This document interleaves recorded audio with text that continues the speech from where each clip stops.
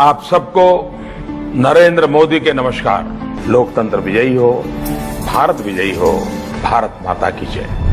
Bell icon जरूर दबाएं, मोदी जी को फिर से जिताएं। आज सोनिया जी नहीं है, उनको नहीं बोल सकती।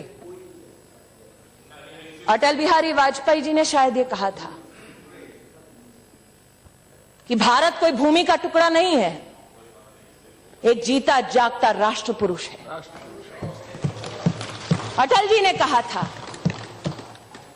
कि ये वंदन की धरती है, अभिनंदन की धरती है, ये अर्पण की भूमि है, ये तर्पण की भूमि है। इसकी नदी नदी हमारे लिए गंगा है, इसका कंकड़ कंकड़ हमारे लिए शंकर है।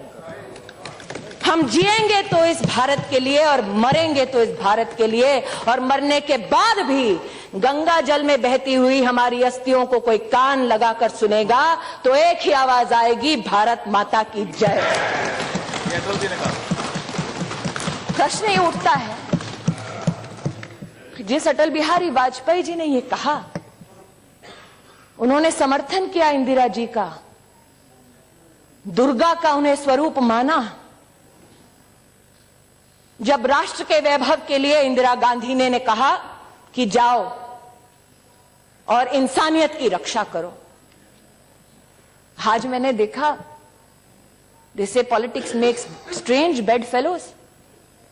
सुगता बोस जी जब अपना भाषण दे रहे थे, एकेडमिकली बहुत अच्छा भाषण है, मैं भी सराहना करती हूं, तो सोनिया जी, Rahul ji, they were like compelled, they should, we all should compliment each other, shook his hand.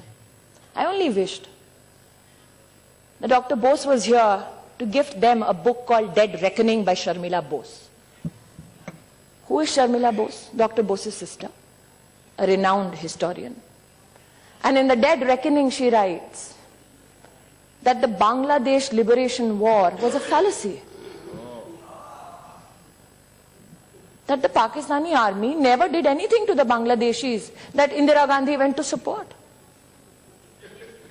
इसलिए आज प्रश्न ही उठता है कि सत्ता तो इंदिरा गांधी ने भी खोई थी, लेकिन उनके बेटे ने कभी भारत की बर्बादी के नारों का समर्थन नहीं किया था।